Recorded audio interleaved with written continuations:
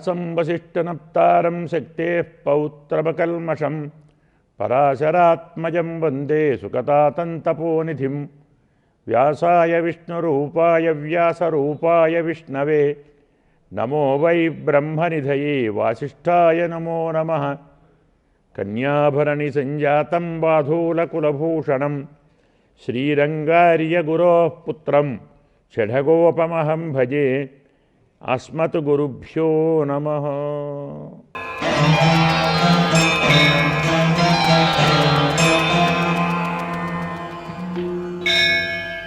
సత్వగుణం ఎవరికున్నా వారు అందరి చేత ఆశ్రయింపదగినవారు. అలాంటి వారు ఉపదేశము చేయవచ్చు, ఉపదేశాన్ని పొందవచ్చు. తమోగుణం ఉంటే పనికిరారు, రజోగుణం ఉంటే పనికిరారు. అది కూడా యజ్ఞయగాదులకు తపస్సులకే, నామ సంకీర్తన కాదు. జ్ఞానం లేకున్నా, జ్ఞానం లేకపోవచ్చు, అంత మాత్రాన వాడు భగవన్ నామ సంకీర్తనకు పనికిరాడా? క్రమభావిన్యాహ ముక్త భక్తి, ముఖ్యమైన భక్తి ప్రధానం. వాడికి ఏ జ్ఞానం లేదు, భక్తి కలుగుతుంది. అడ్డే ఉందండి. ఏనుక్కు భక్తి కలిగింది, ఓ సాలెపురుగు భక్తి కలిగింది, ఓ కాకికి కలిగింది, ఓ గద్దకు కలిగింది. భగవంతుడు ఉన్న చోట ఉంటే, అంటే పుణ్యతీర్థాలలో కొంతకాలం నివాసం చేస్తే, పుణ్యక్షేత్రాలలో నివాసం చేస్తే, పరమాత్మ రూపాన్ని దర్శిస్తే, పరమాత్మ గుణాన్ని స్మరిస్తే, పరమాత్మ నామాన్ని సంకీర్తనం చేస్తే, భక్తుడు కాని వాణి మనస్సులో కూడా భక్తి కలగవచ్చు. ఇప్పుడు లేదండి భక్తి, కలగకూడదు ఏం లేదు కదా. క్రమక్రమంగా అలాంటి వానిలో భక్తి కలుగుతుంది. జ్ఞానం లేకపోవచ్చు, భక్తి కలగవచ్చు. భక్తి లేకపోవచ్చు, భక్తి ఇప్పుడు లేదు, ఇక ముందు కలుగుతుంది. కాబట్టి ఎందువల్ల అంటే స్మరణ, సంకీర్తన, శ్రవణాది అప్రతిషిద్ధ. జ్ఞానం లేనివాడు శ్రవణం చేయకూడదా? ఏ జ్ఞానము లేనివాడు భగవంతుడి నామాన్ని వినకూడదా? పరమాత్మ నామాన్ని కీర్తించకూడదా? పరమాత్మ గుణాలను స్మరించకూడదా? నిషేధం లేదే. జ్ఞానం ఉన్నవాడే కీర్తించాలి, జ్ఞానం ఉన్నవాడే స్మరించాలి అని లేదు. జ్ఞానం ఉన్నవాడే వినాలని లేదు. జ్ఞానం లేనివాడైనా కొన్నాళ్ళు వింటూ వింటూ పోతే జ్ఞానం కలుగుతుంది. కలగకూడదా? కలగొచ్చు. పరమాత్మ నామాన్ని అంటూ పోతే భక్తి కలగొచ్చు, కీర్తిస్తే కలుగుతుంది. కాబట్టి స్మరణము, శ్రవణము ఇలాంటి వాటికి ఎలాంటి నిషేధం లేదు. ధర్మాన్ని స్మరించేటువంటి మహానుభావులు కూడా అహింస అంటే, ఎంతోమంది స్మృతికారులు కూడా అహింస, సత్యము, శౌచము, పరోపకారము, మాతాపుత్రుల యొక్క సేవ, అలాగే ఇష్టదేవత అనుకూలమైనటువంటి భక్తి, ఇవి అన్ని జాతుల వారికి, అన్ని మతాల వారికి సమానము అని చెప్పారు. ఫలానా వారికని లేదు. అహింస, సత్యము, శౌచము, పరోపకారము, మాతాపితృ సేవ, ఇష్టదేవత ప్రార్థన, ఇష్టదేవత భజనం అనేటువంటిది సామాన్య ధర్మం. అందరికీ అన్నిటికీ సామాన్య ధర్మం. కాబట్టి వాళ్ళు అలాంటి భేదం చెప్పలేదే. ఇక స్వయం సంకీర్తన నిషేధేపి, సరే వేదాలు ఉన్నాయి, తమశాస్త్రాలు ఉన్నాయి, అయ్యా ఇవి ఇలాంటి వాళ్ళు, ఈ జ్ఞానం లేని వాళ్ళు, ఈ సంస్కారం లేని వాళ్ళు, అంటే ఉపనయనాదులు కాని వాళ్ళు వేదం చదవకూడదు. మంచిదే, ఉండనివ్వండి. వేదం చదవకూడదేమో కానీ వేదం చదువుకుంటున్న వారిని సేవించకూడదా? వచ్చు కదా.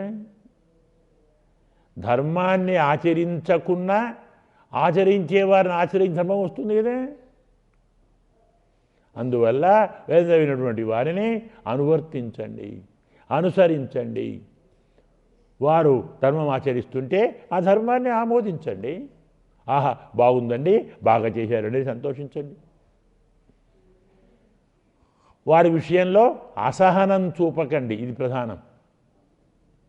నేను చేయకూడంది వాడు చేస్తున్నాడు, వాడు గొప్పవాడయ్యాడా, నేను తక్కువనయ్యానా, నాకెందుకు అధికారం లేదు, ఇలాంటి అసహనాలు పనికిరావు. కొన్ని పనులు కొందరికి ఇచ్చారు, వారి పనులు వారు చేయనివ్వండి, మీ పనులు మీరు చేయండి. ఎదుటివారు చేసే పని మీద మీకు అసహనం కానీ, ద్వేషం కానీ, అసూయ కానీ, ఈర్ష్య కానీ ఉండకూడదు. వారు చేసిందాన్ని ఆమోదించండి. ధర్మాన్ని చెప్తారు, వినండి. వారు చెప్తుంటే సంతోషించండి. వారి ధర్మాన్ని విని మీరు దాన్ని ఆచరించండి. అలాంటి వారిని ద్వేషించకండి, అది మంచిదే కదా. దానివల్ల మీకు వచ్చిన నష్టం లేకపోగా లాభం వస్తుంది. ఇవాళ మీకు లేకపోవచ్చు, రేపు కలగొచ్చు. ఇప్పుడు జ్ఞానం లేదు, రేపు కలగొచ్చు. ఇప్పుడు భక్తి లేదు, రేపు కలగొచ్చు. అందువల్ల ధర్మశ్రుతోవా దృష్టోవా కథితోవా కృతోపివా ఆమోదితోవా రాజేంద్ర పునాతి పురుషం సదా. మనకు చెప్తారు, విష్ణు ధర్మంలో చెప్తారు, ధర్మాన్ని విన్నా సరే, ధర్మాచరణను చూచినా సరే, ధర్మాన్ని చెప్పినా సరే, ధర్మాన్ని తాను స్వయంగా ఆచరించినా సరే, ఇతరులు ఆచరిస్తుంటే ఆమోదించినా సరే, వినటము, చూడటము, చెప్పటము, చేయటము, ఆమోదించటం, ఈ 5లో ఏ పని చేసినా ఆ ధర్మం అలాంటి వాణ్ణి కాపాడుతుంది, పవిత్రుణ్ణి చేస్తుంది. తానే చెప్పాలని లేదు, చెబితే మంచిది, వింటే మంచిది, స్మరిస్తే మంచిది, ఆమోదిస్తే మరీ మంచిది. ధర్మంతో ఎలాంటి సంబంధం ఉన్నా అలాంటి వారు పవిత్రులే అని చాలా విస్పష్టంగా చెప్పింది. అందుకే ప్రయోజయిత అనుమంత కర్తావా, ధర్మాన్ని చేయమని ప్రోత్సహించినవాడు, నియోగించినవాడు, ధర్మాన్ని చేస్తుంటే ఆమోదించేవాడు, స్వయంగా ధర్మాన్ని చేసేవాడు, ఈ ముగ్గురు సమాన అధికారులు. ముగ్గురికి ఫలితం సమానంగా ఉంటుంది అని మనకు భగవద్ధర్మ విషయంలో చెప్పారు. కాబట్టి చేయలేమీ బాధ లేదు, చేయలేదు చేస్తున్నవాడిని చూడు, వాడిని చేయమని ప్రోత్సహించు, వాడు చేసిన దాన్ని ఆమోదించు, నీకు ఫలితం వస్తుంది. అందుకే ఉద్ఘోషిత పూజితోవా దృష్టోవా నమితోపివా, ప్రకటించిన చాటించిన ఇది ధర్మము, ధర్మం ఇలా ఆచరించాలి మీరు అని ఉద్ఘోషించిన అంటే చాటిన, పూజిత ధర్మాన్ని, ధర్మం ఆచరించేవాడిని, పరమాత్మను పూజించిన. అలాగే దృష్టోవా, తాను ధర్మము చేయకున్నా ధర్మం చేస్తున్న వాడిని చూచినా వీడి పాపం పోతుంది, చేయాల్సిన పని లేదు, వాడు చేయడానికి వీలు లేదు, వాడికి ఏదో పనులున్నాయి, ఇబ్బందులు ఉన్నాయి. నీవు చేయలేకుంటే చేస్తున్నవాడిని చూడవయ్యా, ధర్మాన్ని ఆచరిస్తున్నవాడిని చూడు, ధర్మాన్ని ఆచరిస్తున్నవాడిని పూజించు. ఫలానా వాడు ధర్మాన్ని బాగా చేస్తున్నాడు 10 మందికి చాటు, ప్రచారం అది గొప్పదమ్మే. నీవు చేయలేకున్నా ధర్మం చేస్తున్న వాని గురించి లోకానికి చాటించవయ్యా, ఫలానా వాడు ఈ ధర్మాన్ని ఆచరిస్తున్నాడు, ఆహా ఎంత మహానుభావుడండి. ప్రసాదుడు ఉన్నాడు, నిరంతరం భగవన్నామ కీర్తన చేస్తాడు, ప్రజలకు మనకు పుణ్యం వస్తుంది. మనం భగవన్నామ సంకీర్తన చేయకున్నా భగవన్నామ సంకీర్తన చేసేటువంటి ప్రహ్లాదుని పేరును 10 మందికి చెప్పినా మనకు పుణ్యం వచ్చేసింది. మన పాపాలన్నీ పోతాయి, అనుమానం లేదు. అందుకే అంటున్నాడు దృష్టోవా నమితోపివా, స్మరించినా సరే చూచినా సరే, ధర్మాన్ని ఆచరించేవాడిని చూచినా సరే, నీకు ఇంకా భక్తి ఉందా? ధర్మం ఆచరించేవాడు కనబడితే ఒకసారి వంగి నమస్కారం చెయ్యి, చాలు, నీవు అన్ని పుణ్యాలు చేసినట్టే. మన చేతగా మనం చేయలేం, మనము చేయలేని చాలా ధర్మాలు ఉన్నాయి. అలాంటి ధర్మాలు ఆచరించి మనం కనబడాలి అనుకోండి, అయ్యా నమస్కారం అని వంగి భక్తితో నమస్కారం చేసినా ఆ పుణ్యం వీడికి వస్తుంది, పవిత్రుడవుతాడు. నీవు ఏ ధర్మం చేయకున్నా ధర్మం చేస్తున్నవాడిని చూడు, ధర్మం చేస్తున్నవాడిని పూజించు, ధర్మం చేస్తున్నవాడిని 10 మందికి చాటింపు చెయ్యి, ధర్మం ఆచరించిన వాడికి నమస్కరించు.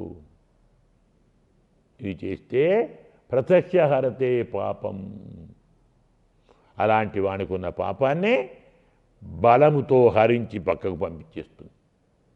నీకేం అవసరం లేదు, నీవు ఏ ధర్మాన్ని చేయలేకున్నా ధర్మం చేస్తున్న వానికి నమస్కరించు, ధర్మం చేస్తున్న వాడిని చూడు, చేతనైతే పూజించు.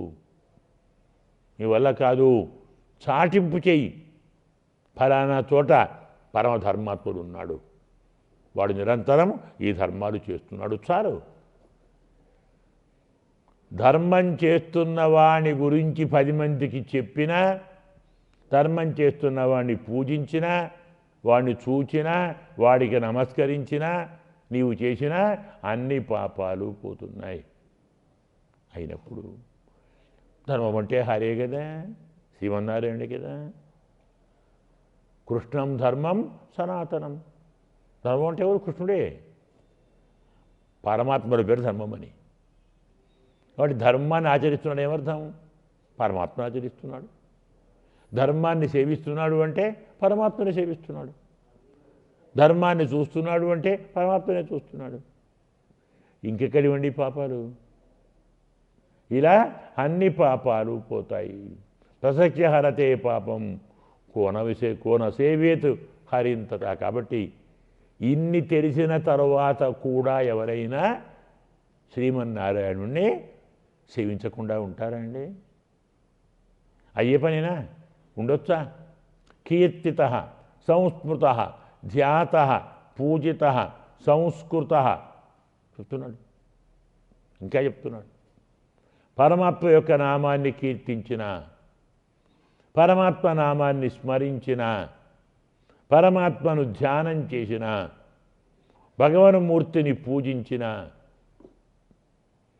అవేం మాకు రావండి అంటే, నీ ఇంట్లో ఉన్న భగవంతుని యొక్క పరమాత్మ విగ్రహం ఉంటుంది కదా, విగ్రహం హాయిగా స్నానం పోయి అభిషేకం చెయ్యి, చాలు, అన్ని పుణ్యాలు వచ్చేస్తాయి. చేత కదా వాటికి ఉన్న వస్తువులు ఇప్పి ఒకసారి శుభ్రంగా తుడిచి మళ్ళీ కొత్త వస్తువుల కింద గడిపెట్టు, పుణ్యమే. చేత కదా పూజా మందిరాలను ఊడువు, ఏదైతే తుడువు, ఓ ముగ్గెయ్యి, కాస్త అలుకు, చాలు. పుణ్యం కొంచెం చేసినా ఫలితం అనంతం. అందుకంటున్నాడు కీర్తిత సంస్మృత, కీర్తించిన, స్మరించిన, ధ్యానం చేసిన, పూజించిన, స్నానాదులతో సంస్కరించిన, ఐహిక ఆముష్మికీం రక్షాం కరోతి భగవాన్ హరి. పరమాత్మ ఇహలోకంలో కాపాడుతాడు, పరలోకంలో కాపాడుతాడు. ఒక ఇక్కడనే కాదు, ఇక్కడ అక్కడ పరమాత్మ 2 చోట్ల కాపాడుతాడు. అంతేకాదు శృణ్వంతి ఏవై పడతస్థధాన్యే పశ్యంతి ఏమాం ఈరయంతి. పరమాత్మ చెప్తున్నాడు, కొందరు నా కథలు వింటారు, నా నామ కీర్తన చేస్తుంటే వింటారు. అంటే ఏమిటి? ఒకరు చేస్తుంటే వెనక ఉండి వింటారు, వారు చేయరు, అయినా పుణ్యమే, చేయలేకున్నా పుణ్యమే. ఒకరు చేసేటువంటి భగవన్నామ సంకీర్తన విన్నా, లేదు చదివినా, పరమాత్మ కథలను చదివినా చూచినా అలాంటి వారు మనకు పరమాత్మను చేరుతారు, పరమాత్మ కృపకు చేరుతారు. ఏమాం ఈరయంతి, ఎవరు నన్ను పలుకుతారో అని శృణువంతి పడతాద ధాన్యే పశ్యంతి. చదువుతుంటే వింటారు, చదువుతుంటే చూస్తారు కూడా. కొందరు వారు భక్తి పారవశ్యంతో వారు కీర్తన చేస్తారు. కాబట్టి భగవన్నామ సంకీర్తన చేయటానికి వీడు వాడు అన్నటువంటి నియమం లేదు.